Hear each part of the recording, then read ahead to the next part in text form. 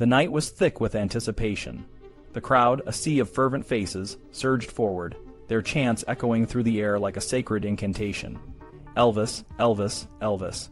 The name repeated over and over, a mantra that seemed to pulse with the heartbeat of every person present. In the center of the stage, under a spotlight that bathed him in a golden glow, stood a man with a coiffed hairstyle, sideburns, and a rhinestone-studded jumpsuit. He was Elvis, or at least he was meant to be. For a moment the world paused. The air was electric, charged with a mix of excitement and reverence. Then the music began. The first notes of Hound Dog filled the venue, and the man on stage moved with a grace and confidence that could only belong to one person, Elvis Presley. But this wasn't the real Elvis. This was an impersonator, one of thousands around the world who have dedicated their lives to channeling the spirit of the king of rock and roll. Elvis impersonators, or tribute artists, as they often prefer to be called, are more than just entertainers. They are living embodiments of a legend, a bridge between the past and the present. For many, being an Elvis impersonator is a calling, a vocation that requires not just a talent for singing and performing, but a deep connection to the man and his legacy. Take Douglas Roy, for example. In the 1970s, he was a young man with a dream. One night, he was invited on stage by Elvis himself to sing Hound Dog. It was a moment that changed his life. Elvis gave him a rabbit's foot as a souvenir, and from that day on, Douglas felt a special connection to the king. He began to perform as Elvis, and over the years, he became one of the most respected and sought-after tribute artists in the world. But being an Elvis impersonator is more than just putting on a wig and a jumpsuit. It's about making a real connection with the audience, about bringing the spirit of Elvis to life. For many fans, seeing an Elvis impersonator is more than just a performance. It's a spiritual experience. They see in Elvis a hero, an idol, even a god. And the impersonators, in their own way, become priests of this modern-day cult. One of these priests is the Reverend Ravi Holy, a Church of England priest who has found a unique way to connect with his community. Ravi was once a rock band member and discovered his talent for impersonating Elvis by chance.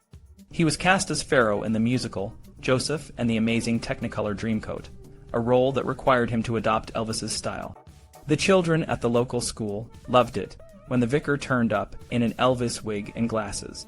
But it was at a funeral where Ravi truly found his calling.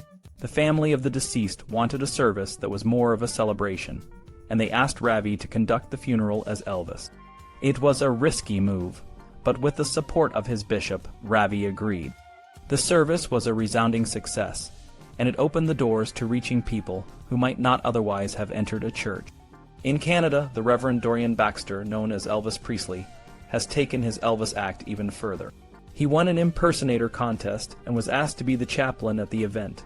The response was overwhelming. People lined up for hours to talk to him, and many expressed a desire to reconnect with their faith. Inspired by this, Dorian set up his own church, the Christ the King Graceland Independent Anglican Church of Canada. He sees Elvis as a way to break down barriers and bring people closer to God. But the role of Elvis impersonators extends beyond the church. They are also a common sight at weddings, especially in Las Vegas, where couples can marry in an Elvis-themed chapel. The Graceland Chapel offers a variety of packages, from the basic Loving You to the extravagant Pink Caddy Wedding, complete with a 1964 convertible pink Cadillac and theatrical lighting. For many couples, getting married with Elvis presiding over the ceremony is a once-in-a-lifetime experience.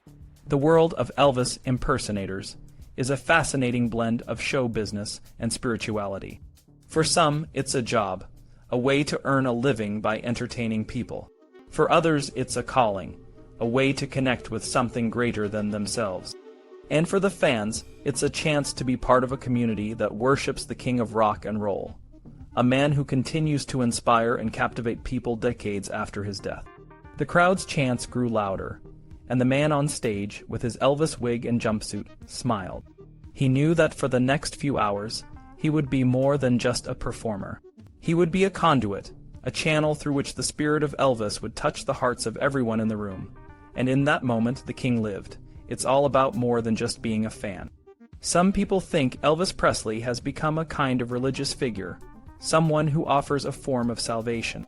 This idea was first suggested in a book called Elvis People, The Cult of the King. A few years later, an article in the New York Times by Ron Rosenbaum argued that Elvis's popularity had grown beyond just being a dead celebrity cult. It had started to take on the shape of a faith that promises forgiveness and relief from guilt. Dr. Richard Maddock, a psychologist who studies consumer behavior, has observed this too. He says Elvis made people feel that their desires were okay. That's what Jesus did. He took our guilt away, Maddock noted. Even years after Elvis's death, many fans found a way to feel free from their guilt by connecting with him. Elvis's career had two main phases. In the 1950s, he was on TV, doing things that people usually did in private. It was like he was saying, "It's okay, you don't have to feel guilty about it." In the second phase, his concerts not only included his famous moves, but also spiritual songs. It was as if he was saying, not only are your desires okay, but they are blessed. In Christianity, Jesus has the authority to forgive sins, as the New Testament says. But there's no scripture that says Elvis has this authority. Still, some fans see Elvis as having an extraordinary status, almost like Jesus. They believe he had a supernatural side, both in life and after death. The structure of Elvis tribute concerts is similar to that of a Christian Mass. In a Mass, people receive the body and blood of Christ through bread and wine. At an Elvis concert, fans receive scarves and a kiss, which some see as a form of communion. A photographer named Patty Carroll, who met many Elvis tribute artists, said, "The kiss is the communion, and it is quite a thing if you are in the audience. You have to feel worthy to get the gift." Elvis tribute artists wear special clothes or vestments to create a kind of Eucharist. Just like a priest is an ordinary person who becomes a representative of Christ in vestments, an Elvis tribute artist becomes a representation of Elvis. The clothes, props, lights, and music all help create this illusion. The song, An American Trilogy, has parallels with the life of Jesus. It talks about Elvis being born in Dixieland, suffering and triumphing. Some fans see this as a reflection of Jesus' life, born in a humble place, destined to suffer, and ultimately rising in glory.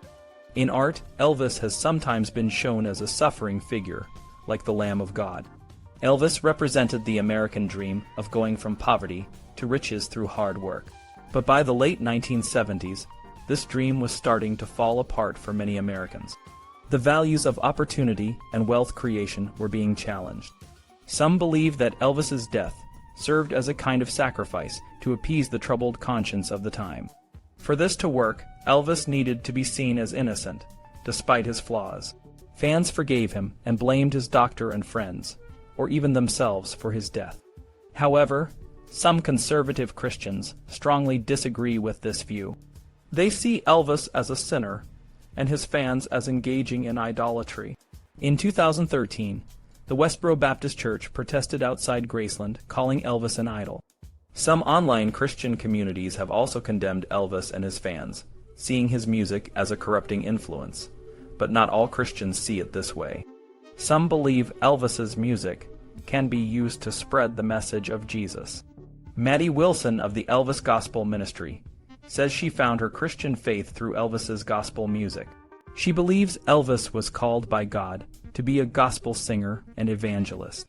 Many churches, including Canterbury Cathedral, have held concerts of Elvis's gospel songs.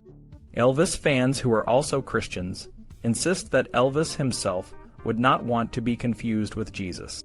A well-known story is that when someone suggested Elvis was a king, he would point to heaven saying, "There is only one king," meaning Jesus.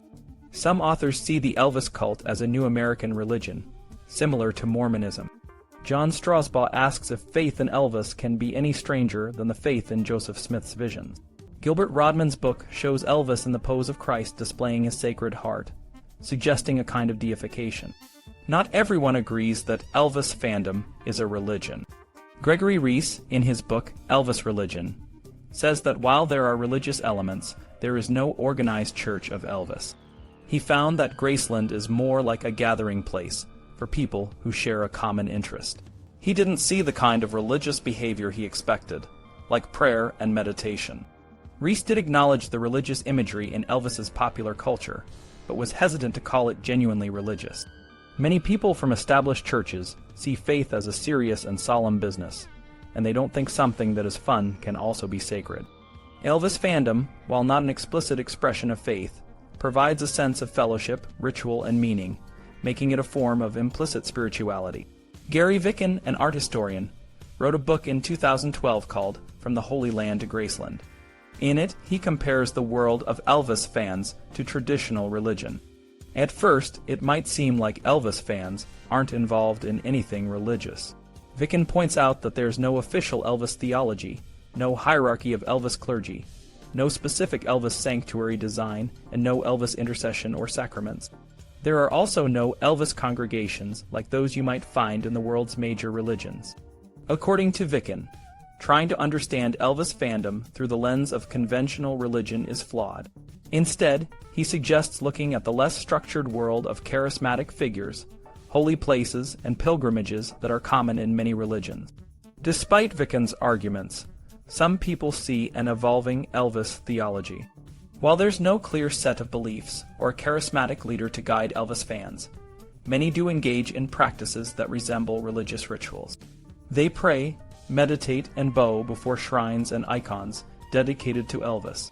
These practices often happen in private, but they show a deep spiritual connection to the king of rock and roll. One example of this is Minister Anna, who runs the Presbyterian Church in Australia. At first glance, her role as a burlesque dancer and an Elvis minister might seem like a joke. However, Anna takes her role seriously. The Presbyterian Church is a satire on both organized religion and Elvis worship, but its existence highlights the religious fervor of Elvis fans. Anna believes that if a carpenter could be seen as a messiah, why can't a singer? This idea of Elvis as a messiah or divine figure is still controversial, and many people find it blasphemous or ridiculous. But history shows that messianic figures have existed long before Christianity, and Jesus himself was once considered controversial and morally lax by many religious scholars of his time. Anna argues that while it's too early to define a coherent set of principles for an Elvis religion, there are common elements among Elvis fans. For example, the Rev. Mort Farndu and Dr. Edwards of the Presbyterian Church created a list of commandments based on Elvis's favorite foods and messages from his songs, like Don't Be Cruel and Love Me Tender. They even adapted the Christian question, what would Jesus do, to what would Elvis do? This might seem humorous, but it shows how Elvis fans are trying to find deeper meaning in their lives through his music and message. For many Elvis fans, the fun and enjoyment they experience together are not superficial. Underneath the fun, there is a sense of purpose. Elvis provides a way for them to explore deeper questions about life, love, and the spiritual. Lisa Marie Presley, Elvis's daughter, once described her father's unique appeal as his ability to reach out through his music and touch people's spirits and souls. Even Priscilla Presley, who had her doubts about Elvis's interest in esoteric ideas, now talks about his spirit. She believes that people feel his presence at Graceland, which keeps the crowds coming. Elvis's music, according to Lisa Marie, has an aesthetic quality that touches something profound in people. She uses the term aesthetic plane to describe a realm of absolute beauty and perfection that Elvis's voice seems to penetrate. This idea suggests that Elvis's music connects people to a higher, spiritual plane. For many fans, this experience is deeply moving and transcendental. While not all Elvis fans are familiar with these New Age concepts, they still feel a strong emotional and spiritual connection to Elvis's music. This connection is what keeps the Elvis phenomenon alive. Unlike cults, which often have a single charismatic leader, Elvis fandom is more decentralized. There are no central figures dictating what fans should believe. Instead, fans find their own ways to connect with Elvis, whether through personal rituals, online communities, or pilgrimages to Graceland. Some attempts to create organized Elvis churches have been more satirical than serious.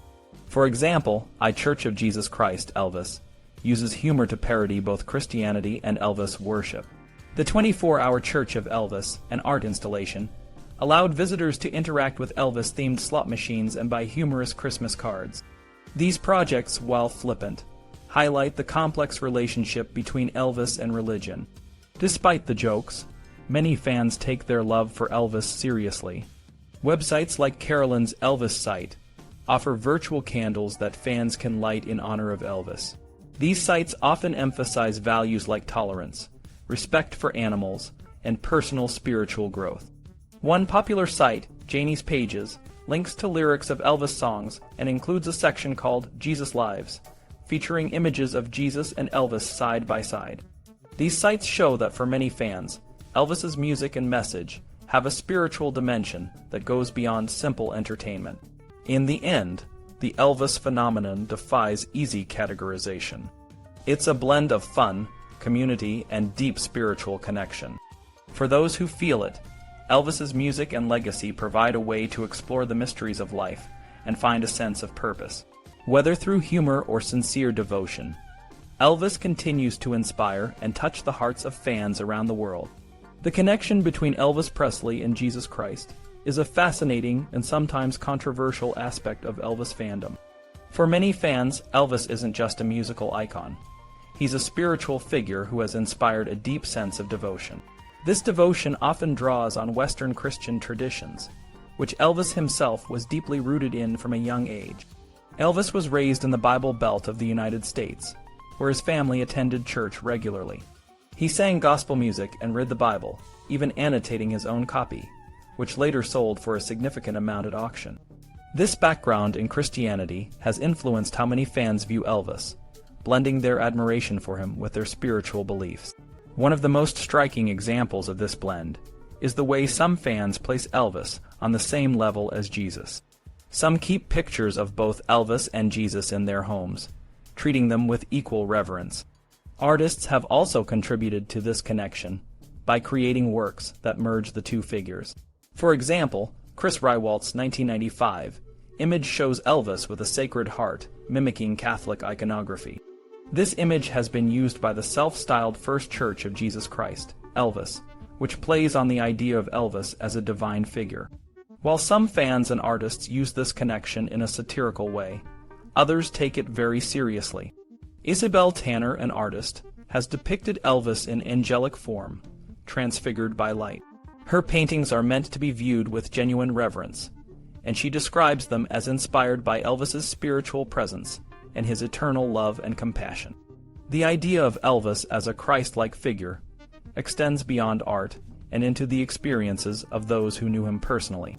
George Klein, a close friend from Elvis's school days, described him as having a Jesus-like quality. Klein noted that Elvis had a powerful presence, almost hypnotic, that could sway people with his conversation and charisma. Joe Esposito, who met Elvis when he was in the Army, echoed these sentiments, saying that Elvis had a profound effect on people, making them feel special and important just by talking to them. Even those who worked with Elvis in Hollywood recognized his unique presence. Screenwriter Alan Weiss described the electrifying atmosphere on set when Elvis performed, comparing it to an earthquake. Sheila Ryan, one of Elvis's girlfriends in the 1970s, noted his almost angelic qualities and how he seemed to know things before they happened.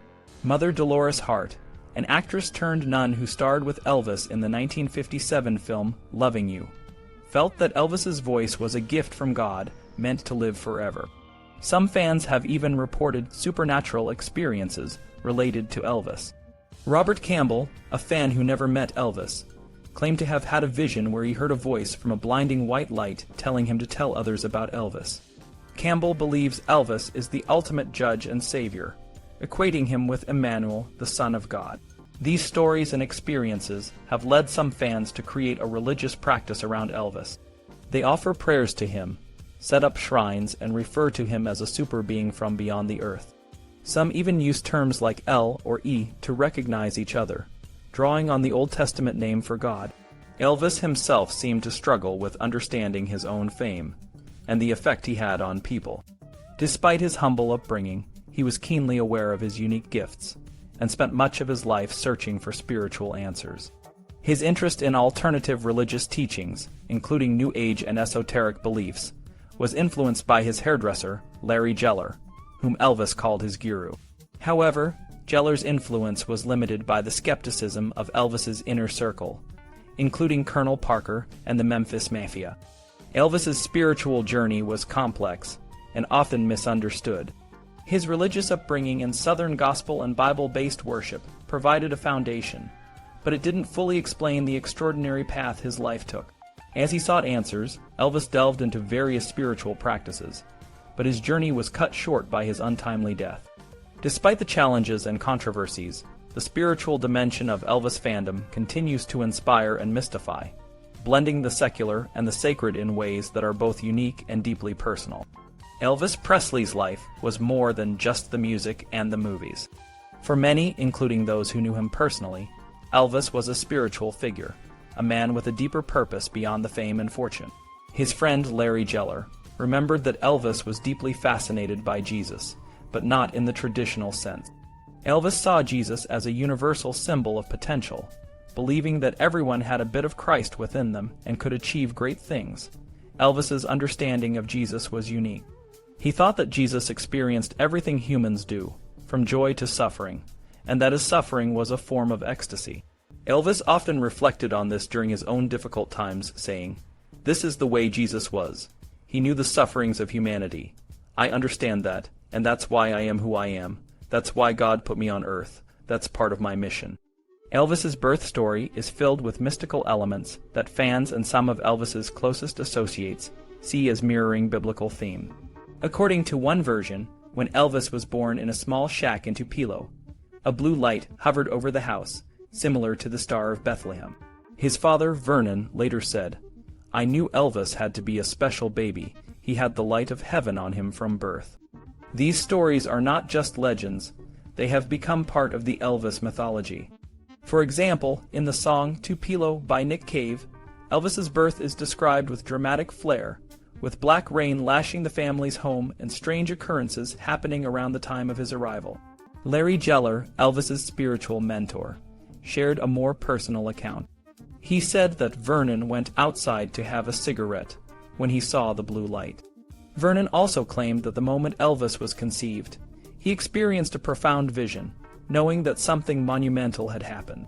This adds a spiritual dimension to Elvis's conception and birth. As a child, Elvis was said to have had extraordinary experiences. Author Maya Christine Nartumid reported that Elvis would go into the fields and streams, where beings would appear to him as shining ones, and tell him he was blessed and sent to earth for a special purpose. These stories parallel the apocryphal Gospels' accounts of Jesus' childhood. Elvis's spiritual journey continued throughout his life. Geller and others close to him, like Sonny West, described his unique gift. Geller wrote about witnessing Elvis heal a man having a heart attack, and helping Jerry Schilling recover from a motorcycle accident. Fans often brought their sick children to Elvis's concerts, believing he had the power to heal. Elvis's stepbrother, Rick Stanley, expressed his deep devotion. "He was my all, my father, mother, teacher, boss, best friend, and there wasn't anything right or wrong that I wouldn't have done for him." This level of devotion is not uncommon among those who knew Elvis personally. The fans who visit Graceland and Elvis's birthplace in Tupelo often leave messages that reflect their spiritual connection to him. Some are simple and heartfelt, like "Thank you, Elvis, for making the world a better place." Others are more profound, such as "I heard the call, I made the pilgrimage, I came to Graceland, and Elvis died for our sins." These messages show that for many fans, Elvis is more than just a celebrity. He is a spiritual figure. At Graceland, fans leave gifts and offerings, much like pilgrims at religious shrines. Professor Erica Doss noted that these offerings, including elaborate wreaths and personal mementos, have a similar significance to ex votos, which are left at the shrines of saints as petitions or thanks for healing. Tupelo, Elvis's birthplace, offers a different kind of experience for fans.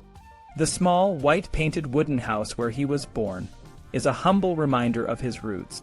The nearby chapel, with its stained glass window, combines Christian and Elvis iconography, providing a space for meditation and reflection. Visitors can take the Walk of Life, a circular path inscribed with the years of Elvis's life, allowing them to walk through his journey and reflect on their own. The city of Tupelo is rich with Elvis history, from the school he attended to the hardware store where he bought his first guitar. For many fans, visiting these places is a pilgrimage. a way to connect with Elvis's early life and the spiritual roots that shaped him. Elvis's twin brother, Jesse, who is stillborn, adds another layer to the mythology. Fans sometimes visit Priceville Cemetery, where Jesse is said to be buried, to pay their respects.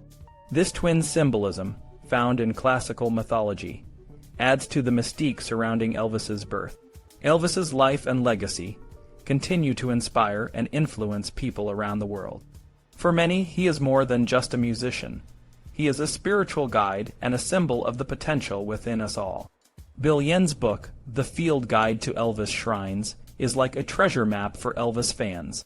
It guides you through hundreds of places where Elvis lived, played, performed, recorded, made movies, attended church, and even ate and drank. It's a journey through the life of the king, from his homes in Bel Air and Memphis to concert halls across America. The book even includes walking and driving tours of Memphis, Tupelo, Las Vegas, Hollywood, and more, with detailed stories about the historical importance of each site. The New York Times even said it's enough to wear out several pairs of blue suede shoes. But not all the places in the book are actual shrines. Some are just spots Elvis passed through, with no plaques or souvenir shops. A true Elvis shrine is a special place where fans can sit and listen to Elvis's music, surrounded by pictures and mementos. It's a place where fans can feel close to Elvis, where they can lift their spirits and find comfort.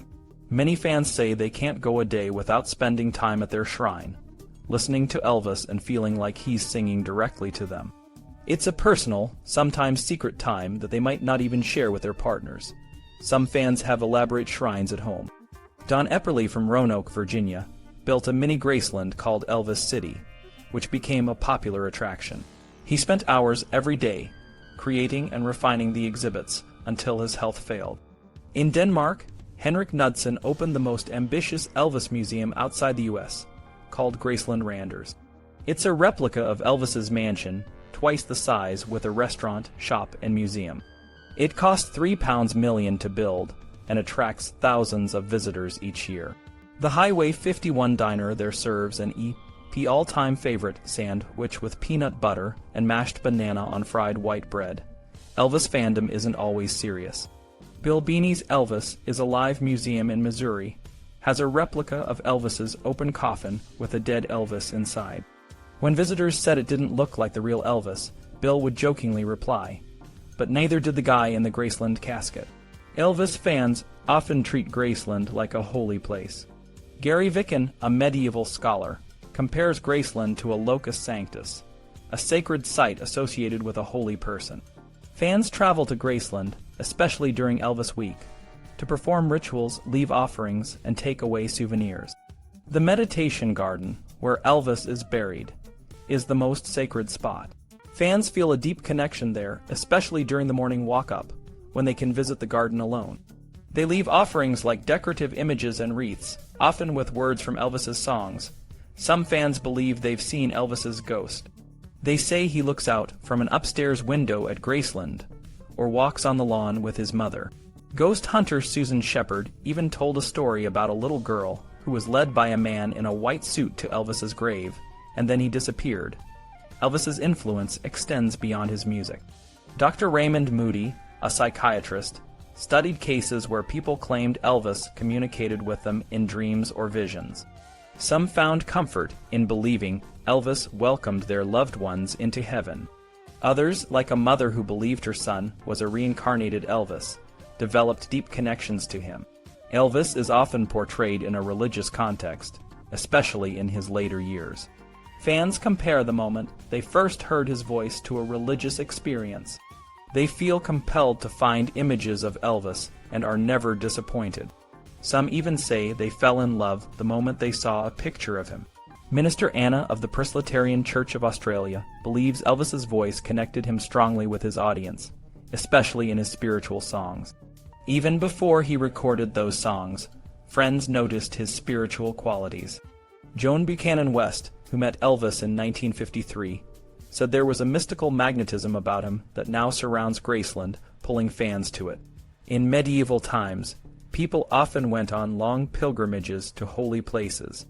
They would travel to Canterbury, where St. Thomas Becket was killed, or to Rome, the city of St. Peter, or even to Jerusalem, where Jesus walked. Today, fans of Elvis Presley can also go on pilgrimages, but with a twist. After visiting Graceland, Tupelo, and Las Vegas, they might want to explore the holy lands of Jesus. In Israel, there's a special place just off the road from Jerusalem to Tel Aviv. In the village of Abu Ghosh, there's a large statue of Elvis next to an Elvis-themed inn. For Elvis fans, this is a unique blend of the sacred and the secular. They can visit the places where Jesus lived and walked, and also pay homage to the King of Rock and Roll.